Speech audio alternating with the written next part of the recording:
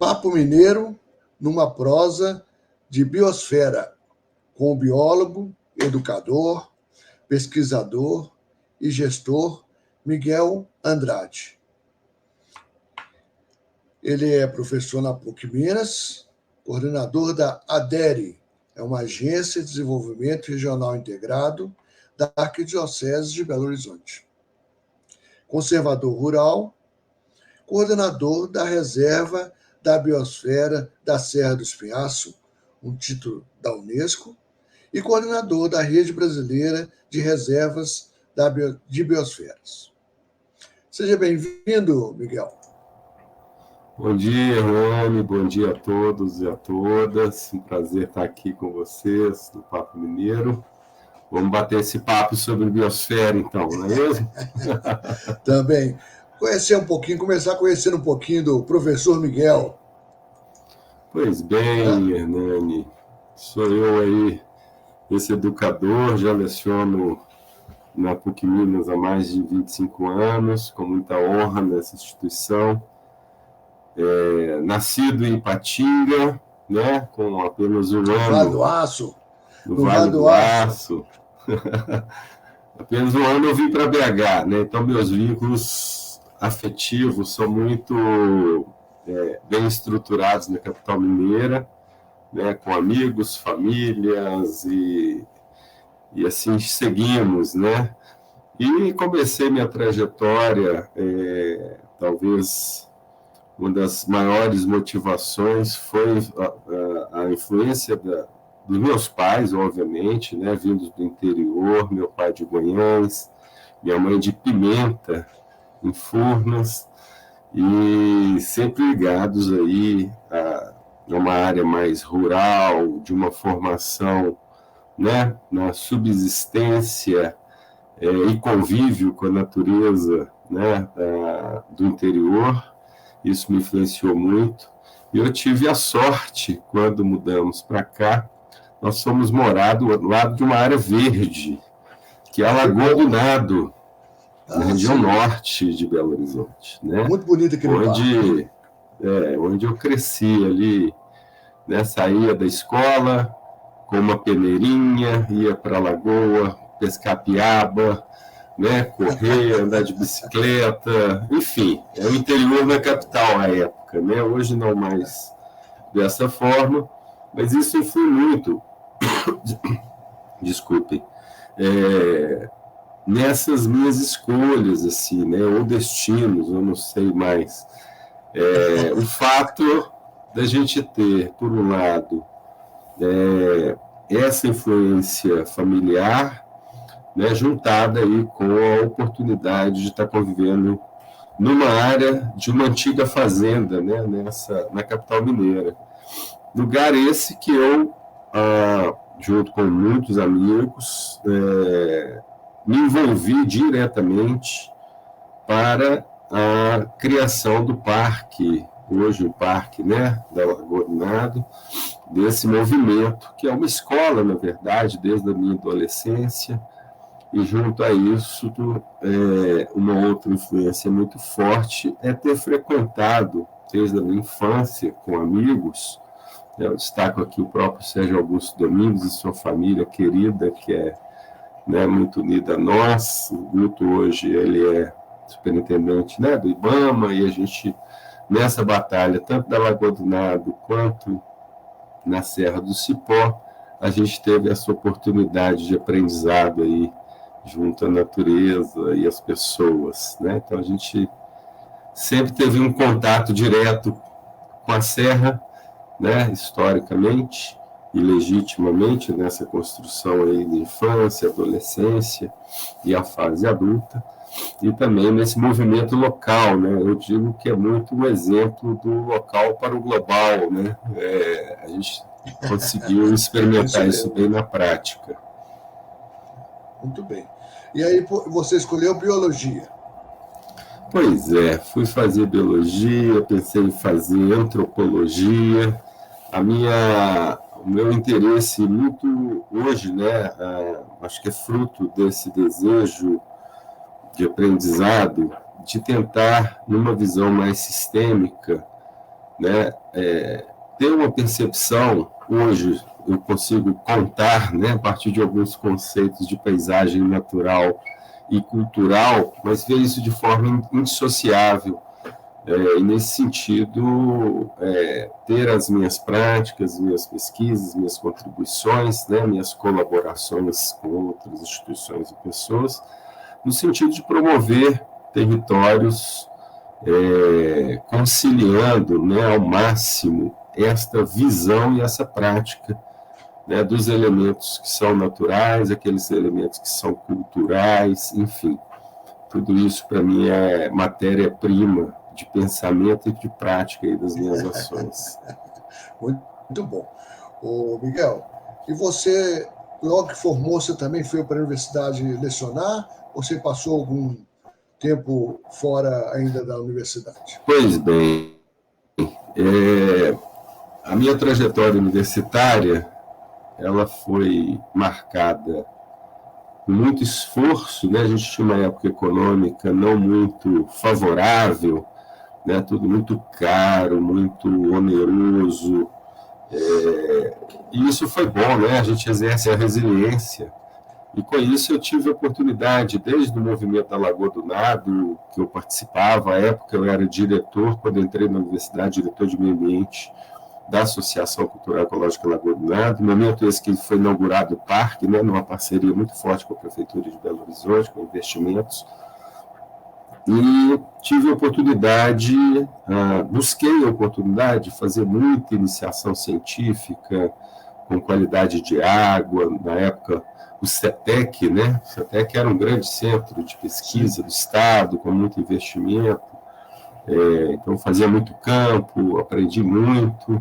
né? Ou seja, um olhar mais disciplinado, digamos, para promoção da ciência, né? A partir da iniciação científica, o que é muito importante para um aluno, um estudante de biologia, né? E a extensão, no caso da Lagoa do Nado, eu era meio inquieto, sabe, Hernani? Ainda sou um pouco, mas hoje, como se diz, a gente vai quietando fácil com a idade, né? Mas a minha inquietude foi muito boa. Vai amenizando, né? Vai amenizando. Mas aí fui fazer iniciação científica, fui trabalhar em projetos de extensão, né? E já nessa área de criação e promoção de territórios em áreas protegidas, que advém antes da minha universidade, né? Essa outra escola que eu disse, assim como na Serra do Cipó, e fui lecionar, dei aula em comunidades, um aprendizado muito forte em comunidades, né? Em situação de vulnerabilidade, projetos de extensão, como eu disse, muitas expedições, a gente não ficava aqui final de semana, né? Raramente, a gente estava sempre na natureza, e aí sim, mais uma vez na Serra do Cipó prioritariamente, quando a gente não estava em reuniões com a comunidade local, lá do meu bairro, e isso foi ajudando na minha formação, né? Trabalhei no Museu da PUC Minas, como estagiário também, em coleções herpetológicas, enfim, fui de um programa especial de treinamento da CAPES, também na minha graduação, fiz projetos em férias em unidades de conservação fora do estado, né? Trabalhei à época representando aqui o Brasil no PNUD, com o chamado programa LIFE, né? Um estudante de biologia de graduação, convivendo com esse mundo aí, né? Foi pré-ECO 92, e assim por diante. Trabalhei como estagiário também, na época, na FEAM, na Fundação Estadual do Meio Ambiente, que era em frente ao Colégio Pitágoras, na cidade de Jardim. Enfim, essa foi minha trajetória acadêmica, né? Dentro da biologia, como estudante de biologia, me formei, fui lecionar em escolas públicas, em escola particular, fui trabalhar no Centro de Educação Ambiental, a época era da MBR, na Mata do Jambreiro, né, desde o primeiro dia, óbvio, antes do primeiro dia da sua inauguração, estruturando o centro, junto com a equipe, trabalhei na consultoria ambiental também, né? Trabalhei em outras ONGs. Não sei se foi seu colega, mas eu lembro que a gente ainda está terminando o científico, né, na época, né, o segundo grau. Nós fomos fazer uma excursão, começando ali da Serra do Curral e descendo pela Mata do Jambreiro, passando por Ribeirão, até chegar a Nova Lima. Professor, acho que Liparini, acho que é isso. Liparini, não foi, mas eu sei dessas expedições, né, clássicas, assim, muito interessante. Interessante que ficou, né, na minha mente ficou, que foi um excelente... muita gente fazia essa travessia. Minha visão. Era uma travessia, né, urbana, para dentro de uma floresta extremamente preservada, que ainda que é a Mata do Jambreiro, né, que faz uma conexão muito interessante com o Parque das Mangabeiras, aquela região toda ali ao norte do quadrilátero ferrífero, né, e ao sul de Belo Horizonte. Isso mesmo. E aí, como é que você caminhou, então, para essa questão? Primeiro, você comanda hoje uma agência de desenvolvimento regional integrado ligada à Arquidiocese, claro, porque a PUC é uma universidade católica, né? Sim. E, se não me engano, acho que é a maior do mundo. Acho que ainda tem esse título, então, uma grande responsabilidade. Então, como é que é essa questão? Conta um pouquinho para nós dessa agência. Ótimo. Então, a Arquidiocese de Belo Horizonte, ela está no território de 28 municípios da região metropolitana. São áreas com muitos ativos naturais e culturais, né? Historicamente, nesse território, a Igreja Católica, por meio da Arquidiocese, tem feito muitos trabalhos, sobretudo na área social e política. E desde 2015, né, não somente a partir da publicação da encíclica Laudato Si, do Papa Francisco, né, a quem a gente deve agradecer muito pela visão, né, e promoção desta visão integrada de ações que consideram o meio ambiente, a cultura, a natureza, a espiritualidade, com elementos chaves, né, como a percepção da interligação dessas coisas, né, e a promoção de ações, né, sobretudo considerando os pobres, né. A gente fala muito de meio ambiente, mas a gente tem um indicador no planeta que, enquanto a gente tiver essa discrepância social, a gente está longe de atingir qualquer meta global, regional ou local, se a gente tiver pessoas em estado de vulnerabilidade social, né? E isso inclui guerras, inclui migrantes ambientais,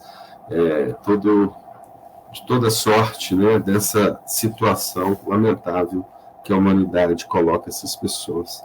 Mas, enfim, então, muito provocado a isso, e, sobretudo, em função de uma primeira centralidade na Serra da Piedade, onde eu colaboro bastante com projetos, a gente começou a inaugurar uma narrativa, né, do exercício prático destas questões colocadas pelo Papa, e que a gente conseguiu antecipar um pouco, sobretudo em função, né, da visão do nosso maior gestor, do Valmor, né, com seus bispos auxiliares e assessores, etc., que esses territórios devem ser territórios identitários, né? A gente tem a Serra da Piedade, assim como o Rio tem o Corcovado, né? Muitas vezes a gente não tem essa visão, né? E como que a gente poderia colaborar no desenvolvimento, né, de base conservacionista, cultural e espiritual, né?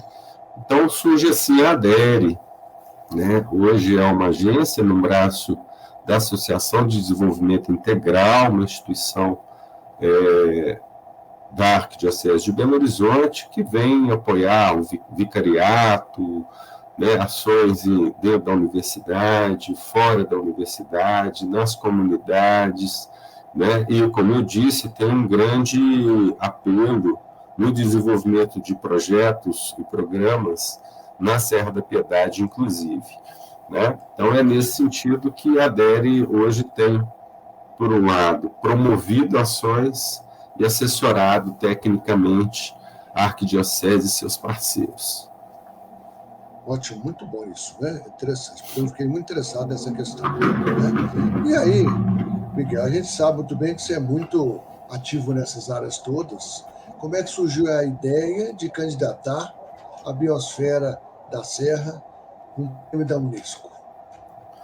Pois é, isso iniciou a partir, acho que todas as áreas protegidas, né, todas é muita coisa, mas em grande maioria isso é uma questão que acontece no mundo todo,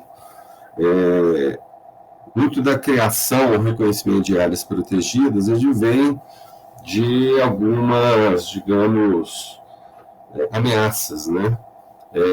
Por um lado, a gente tem na Serra do Espinhaço um território identitário, assim como um caleidoscópio, né?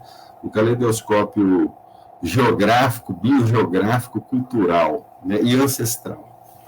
Né? Eu falo muito assim, se a gente tirar a Serra do Espinhaço, né? Se ela não existisse no território mineiro e do sul baiano, mas eu destacaria nesse momento o mineiro, a gente teria que recontar a história do Brasil, literalmente, né? Se a gente pegar as entradas, as bandeiras, as expedições administrativas, depois as científicas, antes as exploratórias, a gente percebe que a Serra do Espinhaço é um grande centro de gravidade e de atração, né, para a ocupação do nosso território, e que sustentou, né, em grande medida, o fortalecimento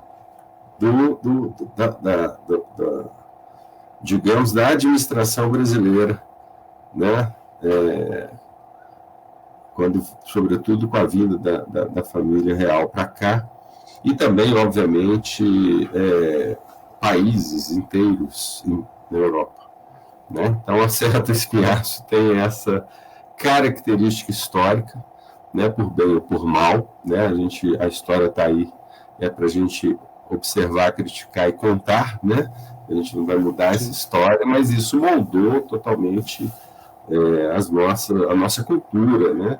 Então, eu não tenho, óbvio, que outras regiões, né, com suas características, o sertão, né, os geraizeiros, enfim, todas outras diversidades de paisagens naturais e culturais, elas também, né, coexistem no país e em Minas Gerais. Mas aí, destacando a Serra do Espinhaço e pensando nesse fator identitário, a gente conseguiu reunir um grupo, né, são dezenas de instituições, né, mente quem fala que eu fiz isso, eu fiz aquilo, porque primeiro que ninguém faz nada sozinho, ninguém faz nada sozinho.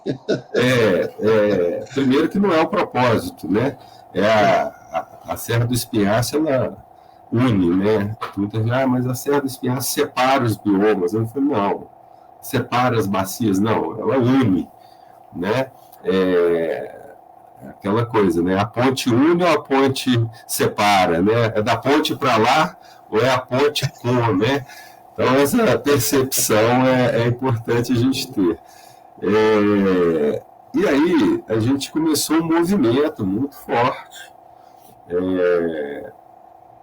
com a participação de pessoas, instituições de outras reservas, a Unesco Brasil à época, né, prefeituras, ONGs, centros de pesquisa, o próprio governo do Estado, né, à época era o secretário José Carlos de Carvalho, quem a gente sempre agradece, porque percebeu essa oportunidade e nos apoiou muito no processo de apoio logístico e político. E a gente teve uma participação muito especial, né, que foi, a gente tem né, a gente tem que agradecer muito em memória a Madame Danielle Mitterrand, ex-primeira-dama da França, né, com quem, inclusive, tivemos parceria com outros projetos, como Mensageiros da Água, e que nos apoiou muito também nesta caminhada, né? E outras pessoas de destaque, como o próprio Ailton Krenak, né, grande amigo, e que participou ativamente desse processo de discussão também, né? Porque a gente tem, como eu disse, né, a gente tem uma discussão que ela não é física, espinhaço, né? Ela é tanto do patrimônio material quanto imaterial, né? Então, essa perspectiva ancestral, espiritual, também foi contada de forma muito elegante, digamos, né, e muito profunda, além das evidências científicas, né, nessa perspectiva histórica, tanto dos processos de ocupação desse território, o que moldou a cultura, o que deixou de legado, né, o que continua como risco, e assim por diante. Como eu disse, é um caleidoscópio de elementos, né, e que sistemicamente a gente deve apreciar de forma bastante crítica. Então, a partir desse movimento, e finalizando um pouco dessa parte da história, em 2005 a gente teve o reconhecimento, então, da Reserva da Biosfera, né, com 93 municípios, pegando aí desde a região de Ouro Branco até a região um pouco ao norte de Diamantina, na sua fase 1, né, lembrando que o Espinhaço vai até a Bahia, né, o sul da Bahia, ali na Chapada Diamantina. Então, a gente pode fazer reconhecimentos junto ao Unesco por fase. E esse reconhecimento da primeira fase foi muito exitoso e a partir daí, a gente mergulhou de cabeça nos processos de gestão territorial e cooperação com outras reservas, inclusive brasileiras e mundiais. Isso é interessante porque praticamente todos os 4 patrimônios culturais estão dentro da Exatamente. Tanto Ouro Preto, como Congonhas, Diamantina e Belo Horizonte. Né? Exatamente. As pessoas falam muito dessa questão histórica, né? E elas pensam que Belo Horizonte tem 120 e poucos anos. Realmente, a cidade como capital tem 120 e poucos anos. Mas a fazenda Curral do Rei é de 1707. Ela foi criada para dar alimentação para os mineradores. Então, são mais de 300 anos. Nós estamos aqui mais de 300 anos. Né? Isso é muito interessante, né, Miguel? Tem um lugar histórico, né? Se a gente tem, assim, hoje, graças a Deus, muitas delas transformadas em unidades de conservação, se a gente pegar o Pico do Itacolomi ali, a Casa Bandeirista, né? Primeiro registro, né, de ouro aí que a gente tem no nosso estado, na época província, a própria Serra da Piedade, né? Se a gente perceber e trouxer a Constituição Mineira de 89, né? Muita gente não sabe que a gente tem uma Constituição, né? Do Estado, inclusive. E lá estão garantidos a preservação desses chamados, à época, monumentos naturais, né? O próprio Caraça, eu estou falando assim, mais dentro da Serra do Espinhaço, né? O Pico do Itacolomi, Serra da Piedade, Pico do Itambé, são esses patrimônios históricos aí, né, paisagísticos que a gente tem e que deles derivam unidades de conservação, né, de proteção integral e de uso sustentável. E aí, então, né, com essa biosfera, o título ganho em 2005, vocês continuaram um trabalho muito bom, né, nesse sentido, e hoje nós temos a Cordilheira do Espinhaço como a única cordilheira brasileira. Como é que foi essa trajetória, hein, Miguel? Nani, eu fico muito feliz, assim, né, junto com tantos, de ter contribuído e continuo contribuindo, porque quando a gente tem um território, esse território só existe se tiver pessoas, né? Eu sou uma dessas pessoas desse território. Então, essa legitimidade, ela é garantida, né? Assim como com tantos outros. E Quando a gente reconheceu a Serra do Espinhaço, em 2005, a gente fez até um levantamento de publicações. Acho que nós levantamos, né, em plataformas oficiais 96 trabalhos, num recorte de 10 anos, que citava Espinhaço. Né? Espinhaço. Pô, esse número é bom, né? 10 anos, mas é pouco. E 10 anos depois, a gente repetiu a pesquisa. Esse número chegou a 1.000 trabalhos. Né? Então, é um indicador, né? Não sei se é o melhor, mas é um dos indicadores que a gente tem. Indicador. Como se diz, né? O Espinhaço pegou, né? As pessoas falam do Espinhaço, né? Lógico que na Serra Geral, lá no norte de Minas, né? O Espinhaço ele não existe como Espinhaço, né? Existe geologicamente, né? Mas as pessoas reconhecem como Serra Geral. E assim, a Chapada Diamantina, né? Então, cada um tem sua forma aí de colocar os topônimos, né? O nome dos lugares, da forma que percebe. E foi muito gratificante, é gratificante, né? Porque a gente tem agregado muita gente, muitas instituições e muitos propósitos. Né? Eu acho que é um pouco desse olhar descentralizado também de um processo de gestão. Né? Muita gente fala, Miguel, eu posso usar a logo, eu posso, como que eu faço? Eu falei, você primeiro tem que ser. Se você essa logo é sua, porque esse é o propósito do programa, né? da Unesco, de pertencimento e tal. Então, a gente consegue hoje, né?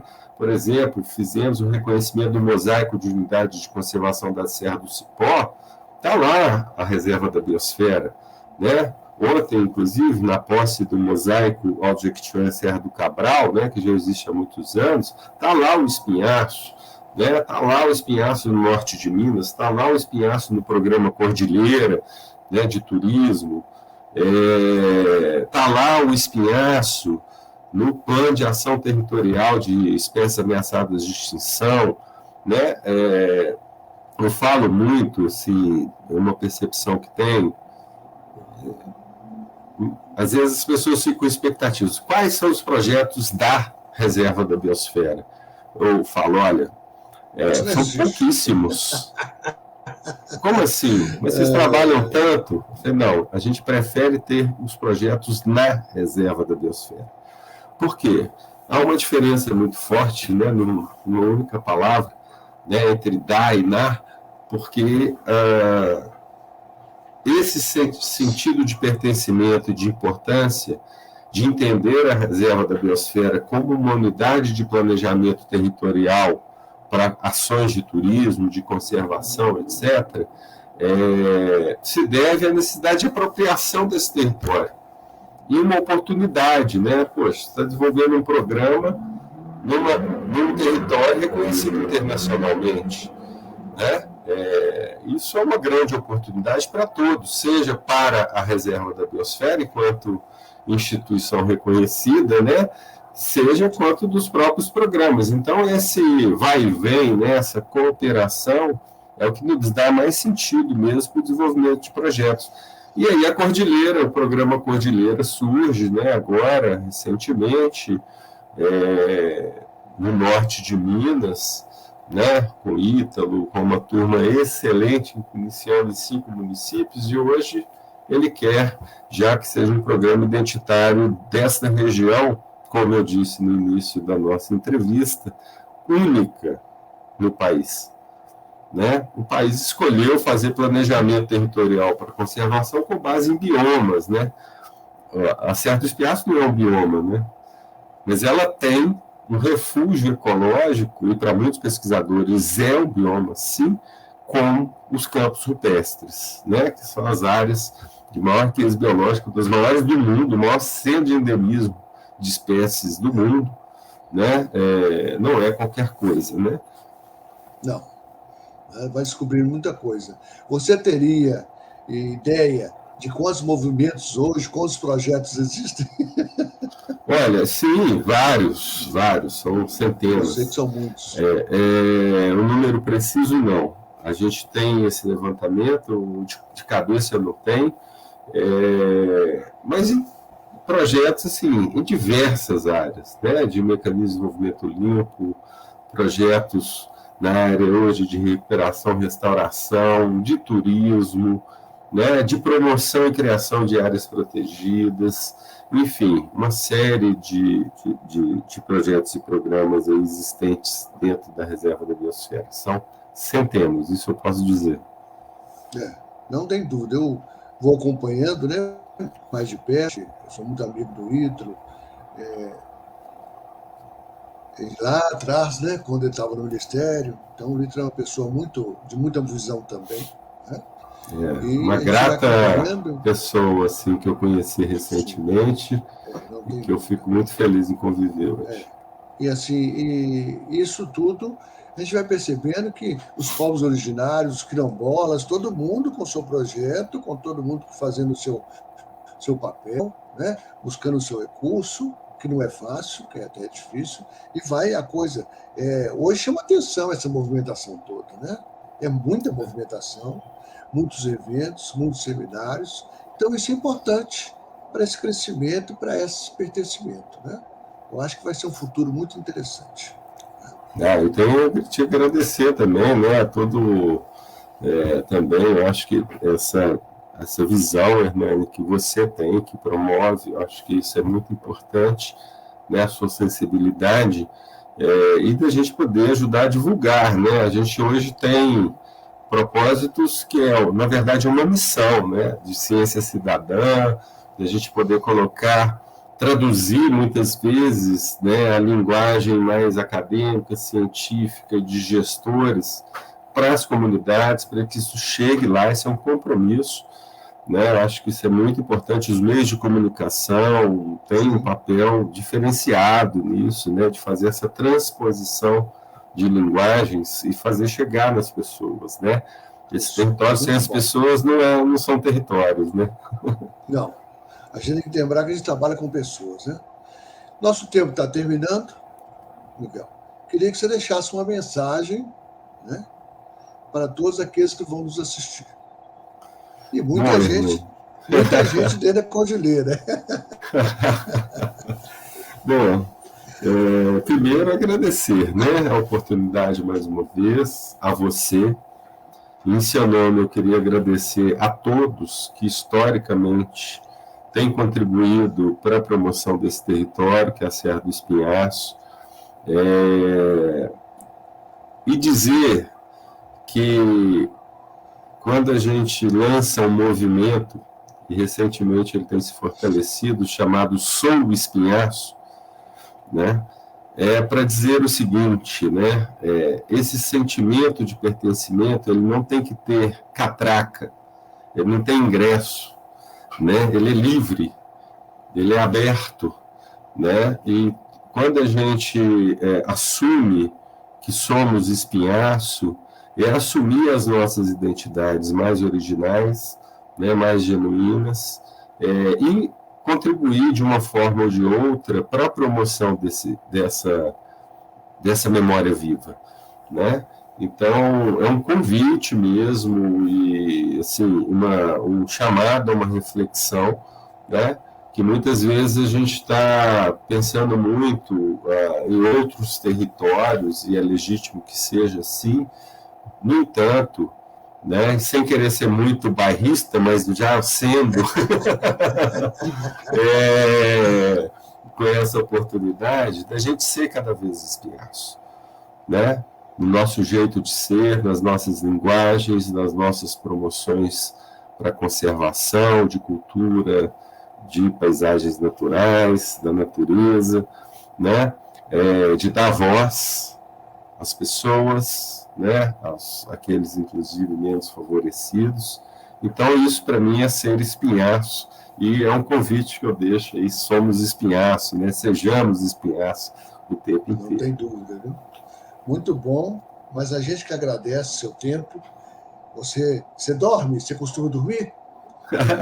Adoro dormir, mas eu acordo todos os dias com os passarinhos. Eu acordo muito cedo. Ótimo, né? Ótimo.